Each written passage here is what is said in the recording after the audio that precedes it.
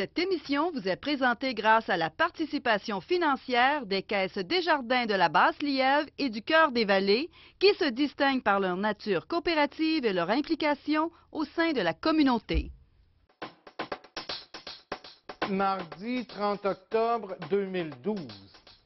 À Infomag ce soir, surplus de l'ex-ville de Buckingham, un comité sera formé. Gatineau investira 60 000 $ pour aménager le parc de l'Écorce. Conseil de sécurité pour l'Halloween. Et Michel Roy dresse un bilan de la saison des Tigres.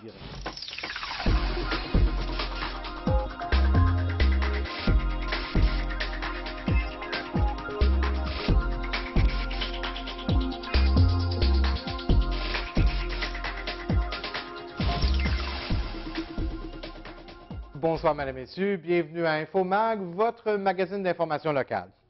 La police de la MRC des Collines confirme qu'un corps a été découvert tôt samedi matin dans un boisé près du chemin Derry à l'Ange-Gardien. Selon les premières constatations, il pourrait s'agir de Richard John Tidgett, 45 ans, un résident du Manitoba qui avait été porté disparu en octobre dernier. Le véhicule de M. Tidgett avait été retrouvé abandonné près de la route 309 à l'Ange-Gardien le 24 octobre dernier. Suite à la découverte du véhicule du disparu, l'enquête policière avait débuté alors qu'une équipe de policiers ainsi que des membres de l'équipe de recherche SAR Global One et un maître chien avaient entrepris des recherches dans le secteur. L'enquête policière se poursuit, mais pour le moment, rien ne laisse supposer que M. Tidgett aurait été victime d'un crime. Par ailleurs, des expertises judiciaires doivent être effectuées pour identifier le corps. Près d'une soixantaine de citoyens du secteur Buckingham ont participé la semaine dernière aux 2 rencontres de quartier organisées par le conseiller Maxime Pedneau-Jobin. On sait que M. Pedneau-Jobin souhaitait que les citoyens lui donnent des idées sur l'utilisation du surplus de l'ex-ville de Buckingham qui serait d'environ 150 000 $. Le conseiller avait d'ailleurs déjà indiqué qu'il aimerait que cet argent serve pour des projets à saveur patrimoniale. Lundi dernier, la rencontre en anglais avait réuni plus de 35 personnes qui ont parlé de divers enjeux de la ville et du quartier. Évidemment, quelques idées avaient été présentées sur l'utilisation du surplus. Mais ce fut une toute autre histoire dans le cadre de la rencontre de jeudi qui s'est déroulée en français. En effet, en plus des citoyens, des représentants de différents organismes communautaires étaient présents et les discussions se sont surtout concentrées sur l'utilisation du 150 000 $. Suite à la rencontre, un comité a été formé et devrait prendre une décision d'ici la fin de l'année. Le conseiller n'a pas fermé la porte à changer d'idée, comme il nous l'expliquait dans le cadre de l'émission Parole à l'élu, qui est diffusée sur nos ondes cette semaine. Je pourrais faire ça tout seul, caché dans mon bureau. Ouais. C'est ça que la loi prévoit. C'est pas parce que c'est légal que c'est ça qu'on veut faire, là. Donc, moi, je le mets sur la table. Puis à partir du moment où j'ai décidé de consulter les gens, c'est parce que je suis prêt à changer d'idée, c'est parce que je suis prêt à écouter ce qu'ils ont à dire. Sinon, je ne l'aurais pas fait. Comme dans d'autres dossiers. Dans le cas du Saint-Édith, j'ai eu, par exemple, 14 jours pour me décider. J'ai pris une décision seule parce que c'est un projet qui était porté par la communauté. Moi, j'avais aucune espèce d'hésitation à savoir si c'est une priorité ou non pour les gens d'ici. Ça l'est pour nos voisins de l'Ange-Gardien, ça l'est pour la commission scolaire, ça l'est pour nos équipes sportives, ça l'est autant au soccer qu'au football. Fait que dans un cas comme ça, étant donné que la décision est prise, je n'étais pas prêt à changer d'idée, puis je n'étais pas prêt à faire une vaste consultation. J'avais pas le temps, puis pour moi, la décision était évidente. Dans le cas du 150 000, j'ai le temps, puis la décision n'est pas évidente, donc je le mets sur la table. Le conseil municipal de Gatineau devrait autoriser une dépense de 60 000 $ pour aménager le parc de l'Écorce qui est situé dans le secteur Buckingham, à la limite de Masson-Angers. La résolution va être présentée ce soir lors de la séance du conseil municipal. Soulignons qu'il s'agit d'un secteur où habitent principalement des jeunes familles. Une quarantaine d'arbres vont y être plantés et un sentier va y être aménagé. On peut souligner également que le parc est situé sur un terrain qui avait été cédé à la municipalité il y a maintenant plus de 10 ans. Actuellement, malgré qu'on n'y retrouve qu'une seule balançoire et une glissoire, il est fréquenté par de nombreuses familles. Les propriétaires de chiens peuvent également y promener leur animal en autant que ce dernier soit en laisse. Le conseiller Maxime Pedneau-Jobin. C'est toutes des jeunes familles, puis c'est un parc qui va être financé à même un certain montant du mètre carré qu'on demande aux promoteurs. Donc, c'est 60 000 $ qu'on va investir. On va planter une quarantaine d'arbres. On va mettre il va y avoir un sentier et un certain mobilier. Je n'ai pas de détails sur le mobilier lui-même, mais je pense que ça va être bienvenu là, pour les jeunes familles qui habitent autour. Oui, bien, le principal problème, c'est les lignes électriques qui passent tout près, en fait, au-dessus d'une partie du parc. Ça fait qu'il fallait voir comment on allait aménager ça. Et il y avait le développement qui n'était pas tout terminé, donc les fonds disponibles n'étaient pas prêts à être alloués. Mais là, ça prend toujours du temps, mais là, on est prêt à passer à l'action. Les élèves de l'école du Boisé dans le secteur Buckingham ont envahi les rues vendredi dernier dans le cadre de leur 7e marche du partage. L'événement devait avoir lieu le 19 octobre dernier, mais il avait été remis en raison de la température. Eh bien, le moins qu'on puisse dire, c'est que les 317 élèves ont profité d'une journée chaude et ensoleillée vendredi dernier pour marcher 3 kilomètres. Le but de la marche est de sensibiliser les jeunes de l'école aux différents organismes communautaires qui viennent en aide aux moins bien nantis de la communauté. Au fil des années, des dons ont été remis notamment à la Maison de la Famille, à la Fondation Terry Fox ainsi qu'à l'Ami de l'Entraide. Même si l'équipe école avait décidé de ne pas mettre de pression sur les élèves, près de 4 000 $ ont été ramassés cette année. Roch Chénier, un des organisateurs, nous dit à quoi vont servir les fonds cette année. On a amené ça dans le but de faire découvrir des œuvres humanitaires à nos élèves et puis d'apprendre à partager les richesses que les gens autour de nous ont. Là. Donc, c'est de là que provient l'idée. Et puis, l'idée provient aussi du fait que dans notre école, on a des gens dans le besoin, on a des élèves qui ont besoin de repas ou de vêtements, ou etc. comme ça. Puis, les sous vont être utilisés. Il faut dire également que dans ce montant-là, il y a 1 000 $ qu'on remet à l'Ami de l'Entraide. L'Ami de l'Entraide qui nous fournit des repas à chaque semaine pour des élèves, peu importe la raison, qui ont oublié leur repas, qui n'avaient pas de collation à la maison, peu importe. Donc, on remet à l'Ami de l'Entraide ce que l'Ami de l'Entraide nous remet en fait. Et puis également l'autre partie du montant va être remis, vont être pour faire l'achat d'habits de neige, d'espadrilles pour les cours d'éducation physique, pour des collations, ça peut être des vêtements de rechange, mais principalement on va s'occuper beaucoup des élèves qui sont dans le besoin d'avoir des habits de neige pour l'hiver, s'occuper de nos enfants en fait là. De nos élèves, de nos enfants, de nos élèves de l'école, s'assurer qu'ils sont bien et puis que c'est important, surtout à l'hiver avec les froids qu'on connaît, d'être bien habillés. Succès sur toute la ligne pour la 2e édition d'Halloween au village, organisée par le regroupement des gens d'affaires de la Basse-Lièvre, le Carrefour culturel Estacade et la ville de Gatineau vendredi dernier sous le pont Brady. Il faut dire qu'encore une fois cette année, la température était idéale pour la tenue d'un tel événement. Eh bien, au grand plaisir des organisateurs, plus de 1200 personnes ont envahi le parc McLaren qui s'était transformé pour l'occasion en sentier des horreurs. Plusieurs activités avaient été organisées pour toute la famille. Les organisateurs souhaitent en faire un événement régional dans les prochaines années.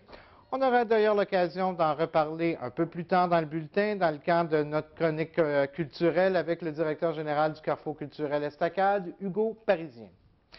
C'est demain soir que les sorcières, les pirates, les princesses et les monstres de toutes sortes vont envahir les rues en quête de friandises. Comme à chaque année, la prudence est de mise autant pour les automobilistes que pour les enfants qui vont se promener dans les rues. Les différents corps policiers suggèrent fortement de privilégier des costumes courts qui ne nuiront pas à la marche et de choisir du maquillage plutôt qu'un masque. Il est également très important de faire un tri dans les friandises reçues et de jeter les fruits ou les légumes qu'on aurait pu recevoir.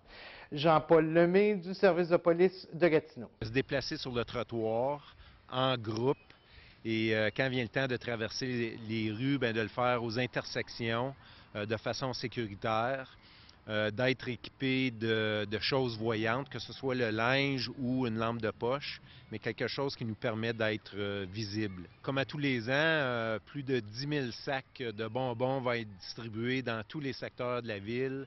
On aura plusieurs autopatrouilles dans tous les secteurs et on a plusieurs partenaires qui vont s'associer à nous également. Il faut être prudent, être vigilant et de signaler. On appelle le 911 si on croit qu'il y a quelque chose de louche qui se passe, bien, de nous appeler. On va se déplacer rapidement, considérant le nombre d'autopatrouilles qu'il y a sur le territoire en cette soirée-là.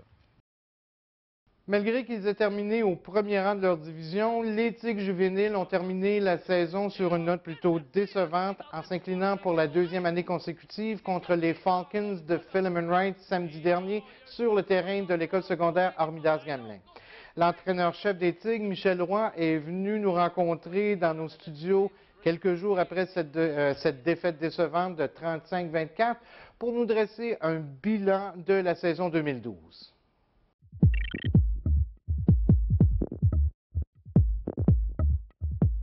Michel Roy, évidemment, la poussière qui a retombé après j'ai presque envie de dire une défaite crève-cœur. Vous avez connu une saison tout à fait exceptionnelle avec les Tigres et ça s'est terminé, là, en fait, samedi dernier par une défaite crève-cœur. Après que la poussière soit tombée, comment on se sent comme entraîneur? Bon, je vais vous avouer que la poussière n'a pas encore tombé. C'est un deuil qui est très, très difficile. Qu'est-ce que le monde doit comprendre que nous, on commence à travailler à partir de janvier. Alors, tu as 10 mois de dur labeur, travail, plus de 70 pratiques, 11 matchs. Quand tu vis cette défaite-là, évidemment, oui, crève-cœur, parce que honnêtement, tu avais deux bonnes équipes sur le terrain. Ça aurait pu aller un bord comme sur l'autre. Évidemment, quand on avait fait l'an dernier le même bilan en 2011, vous saviez que vous aviez des joueurs très difficiles à remplacer. On parle évidemment Jean-Philippe Carré, Guillaume Dacier, Francis Clément qui était votre corps arrière, qui quittait et vous aviez un petit peu, vous ne saviez pas où l'équipe s'en irait là, avec ces départs-là. Nous, quand on a fait le bilan de fin de saison, vous savez, l'année passée, quand on a perdu contre Philemon Wright, c'était assez évident qu'on avait des Jean-Philippe Carré, Guillaume Dacier, Francis Clément qui était avec nous depuis des années, Hudon. On avait vraiment des bons joueurs. On était aussi un peu unidimensionnels, on était très explosifs. Alors, quand on a fait le bilan de fin de saison, la seule chose on savait, c'est que on était pour avoir la ligne offensive revenait. On avait un corps arrière qui montait, cadet.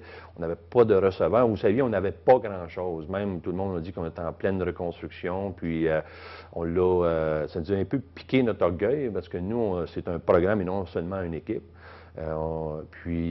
C'était difficile. Fait qu'on a quand même mis en place un système de jeu qui, je pense, qui a bien fonctionné. On a joué 11 matchs, incluant le match printanier, avec une défaite durant la saison régulière, puis notre défaite contre Philemon Wright samedi. Alors oui, c'est décevant. C'est décevant parce que c'est beaucoup de travail, mais vous savez, c'est ça. Évidemment, les Tigres qui sont reconnus comme une équipe qui court beaucoup et vous avez eu des receveurs de passe. On parle entre autres de Michael Dumaine qui est venu finalement presque remplacer, presque faire oublier Jean-Philippe au cours de la saison cette année. Vous savez, plusieurs des joueurs qui ont joué avec nous cette année, ils ont pris une année de pause l'année passée. Alors, à la grande surprise, janvier, février, mars, ils ont décidé de se joindre à nous. Des bons athlètes. Par contre, il faut quand même comprendre, quand tu parles d'une année de football, au niveau développement, c'est plus difficile. Je dois avouer que Mick Dumaine, c'est un jeune qui a démontré énormément de talent, énormément de caractère, surtout en milieu de saison.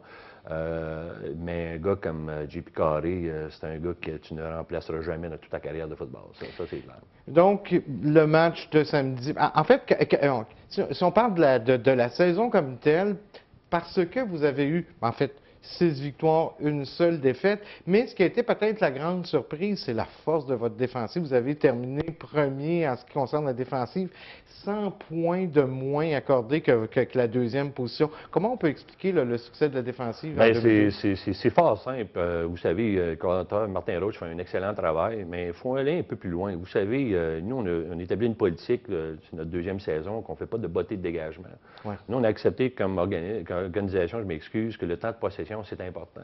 Alors, la meilleure défensive que tu peux jamais mettre sur le terrain, c'est d'empêcher l'adversaire d'avoir leur offensive sur le terrain. Avec ceci étant dit, quand on ne dégage pas, on ajoute au moins, moi j'ai entre 30 et 50 jeux additionnels par match.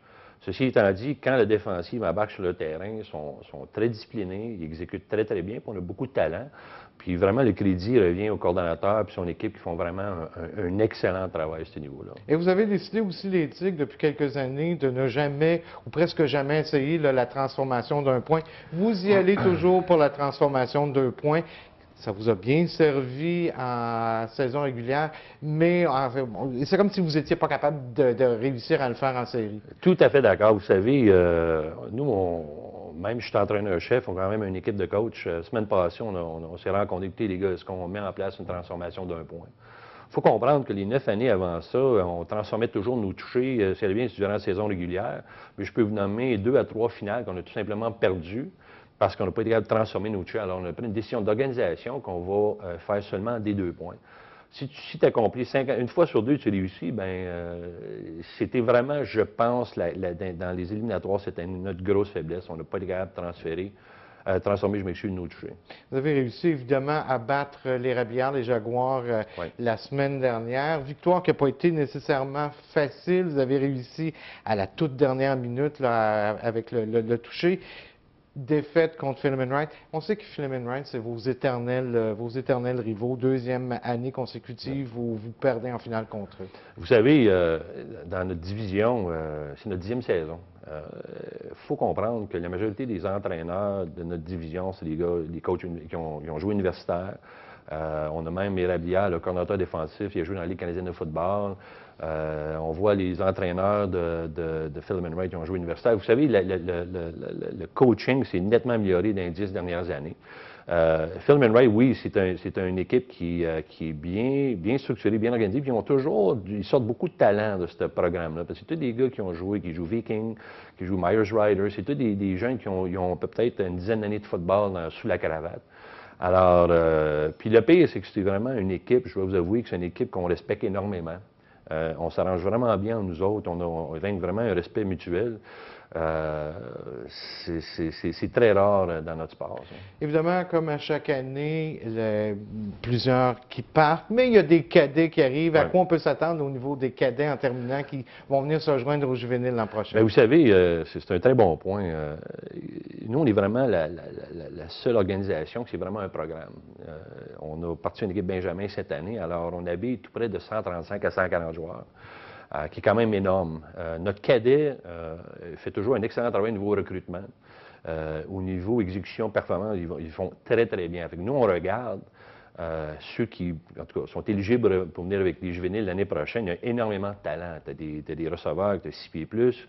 Tu as un corps arrière, tant qu'à moi, que je pense que ça peut être un des bons qu'on a eu dans le programme depuis le début de notre existence. Puis, bon porteur de ballon. Fait qu'on voit les jeunes qui sont prêts à monter avec nous. On est extrêmement choyés à ce niveau-là. Alors, même je suis extrêmement déçu de la fin de cette saison. J'ai hâte que l'autre commence. Michel Roy, au nom de toute l'équipe, au nom de la population, merci pour la belle saison de football que vous nous avez donnée. Évidemment, un petit peu de repos et je sais que vous reprenez là, tout de suite en janvier. Bien, je vous remercie. Merci beaucoup. Merci. Au revoir.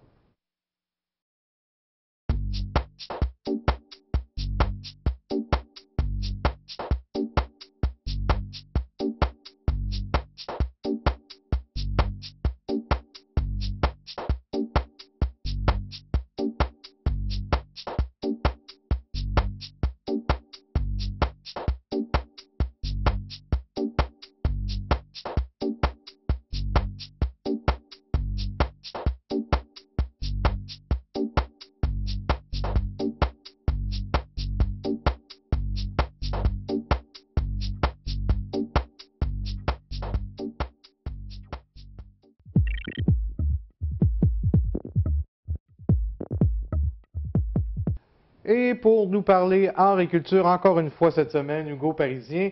Hugo, on commence tout de suite avec, évidemment, la sortie, je dirais presque régulière là, du dimanche dans le secteur Buckingham, le cinéma Brookfield. Quel film on nous présente cette semaine? Et permets-moi de te corriger, Michel, c'est la sortie pour Buckingham, Masson-Angers. On retrouve des gens de Salette, de Thurso, c'est plaisant comme activité. Cinéma Brookfield à 3 $ l'entrée, donc qui vise les familles.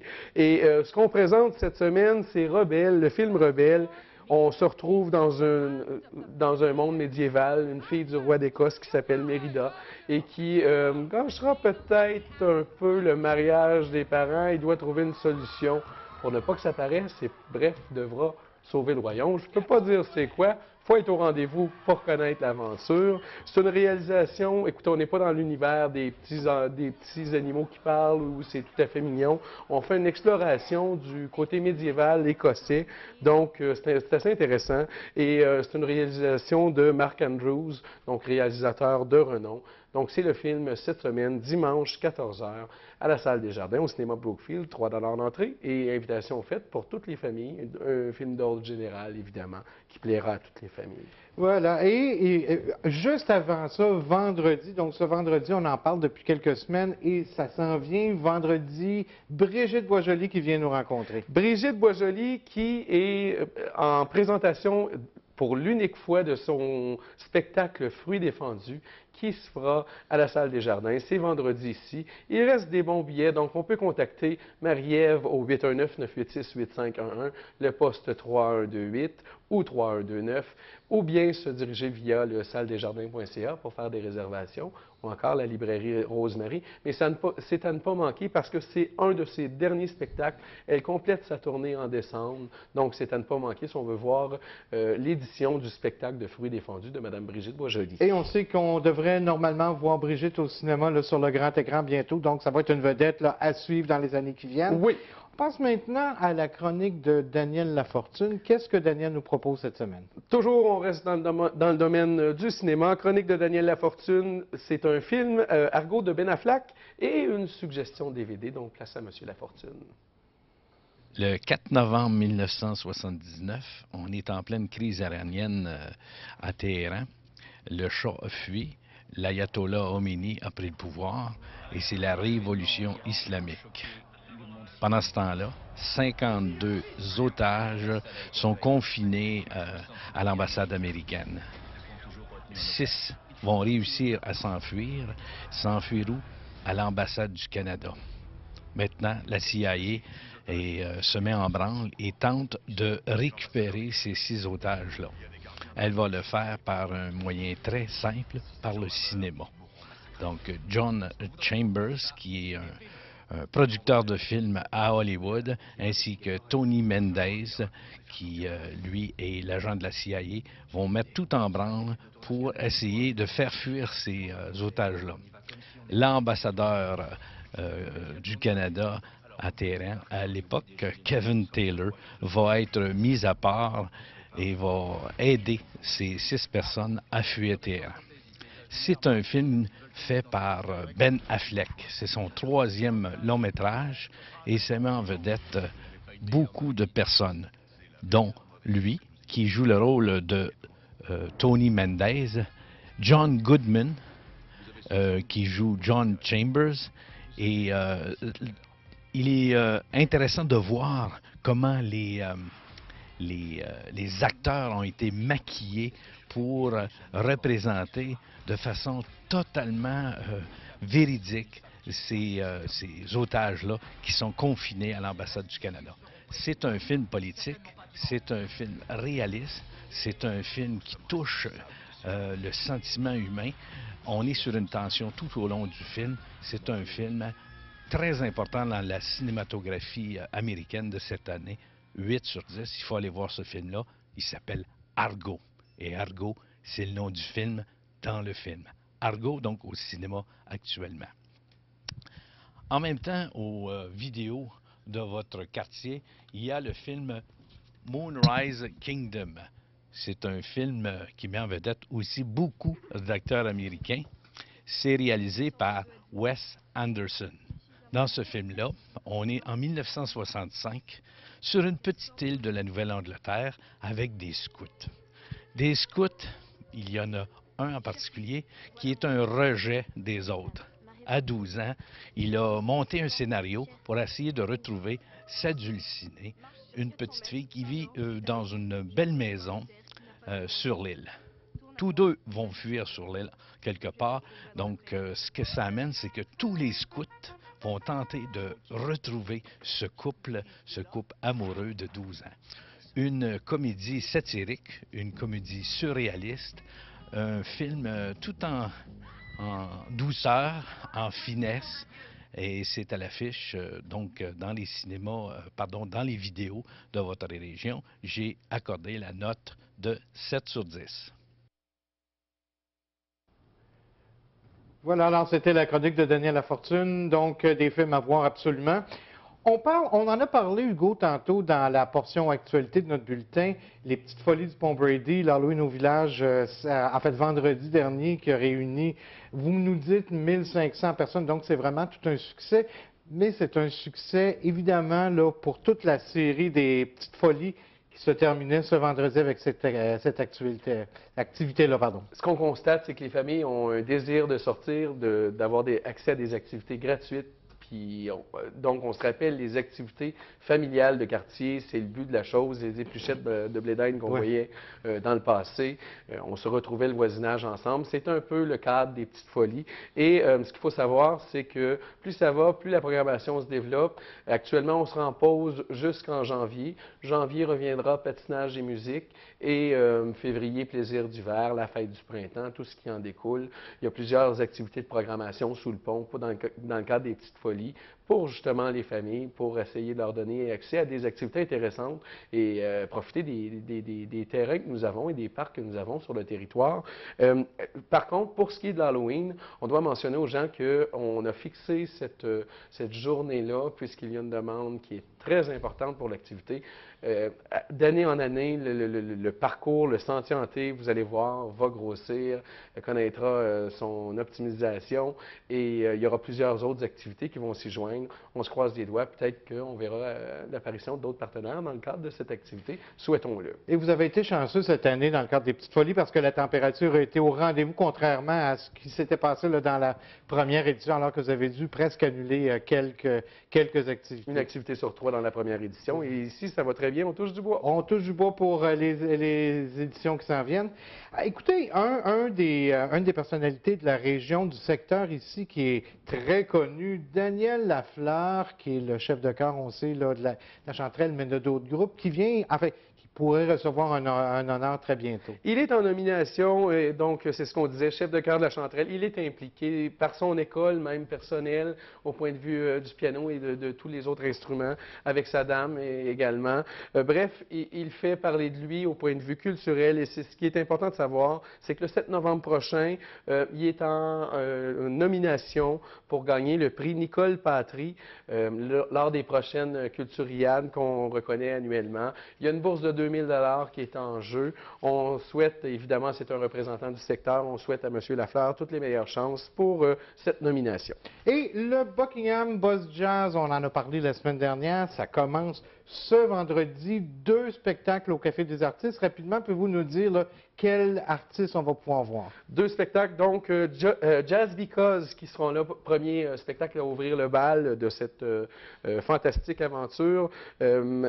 Écoutez, c'est un quintet. On fait du jazz, on respecte le standard du jazz, mais on passe aussi par le groove et le funk.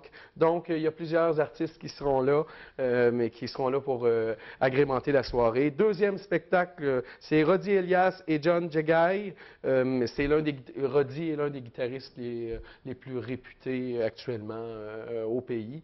Donc, ce qui est important de savoir, c'est qu'on se présente au Café des artistes et on a le droit à cette double programmation-là. C'est une belle initiative du Café des artistes, une invitation pour ce vendredi. 60 personnes seulement dans la salle, donc on est près des musiciens. On passe maintenant du côté du théâtre Marc-Alou. On sait que bon, c'est du théâtre du Vaudeville et il y a un nouveau spectacle qui commence dès le 2 novembre prochain, dès vendredi. Oui, donc c'est du Vaudeville à son meilleur. Écoutez, on se pose une question, qu'est-ce qui arrive quand plusieurs grands chums vont se rencontrer, donc un paysagiste, un démolisseur, un épicier, etc. Plusieurs gens de divers secteurs qui se réunissent pour accomplir certaines tâches et les gaffes qui se multiplient. Possibilité de souper-spectacle dans le cadre de ces soirées-là pour le Café-Théâtre Marc-Alou. Le numéro de téléphone pour avoir plus d'informations, avoir des billets, le 819-669-1991. Alors, une belle soirée pour rire, pour s'amuser. Merci beaucoup, Hugo. Alors, c'est ce qui complète la chronique pour aujourd'hui. On se revoit évidemment la semaine prochaine pour d'autres suggestions sorties. Merci beaucoup.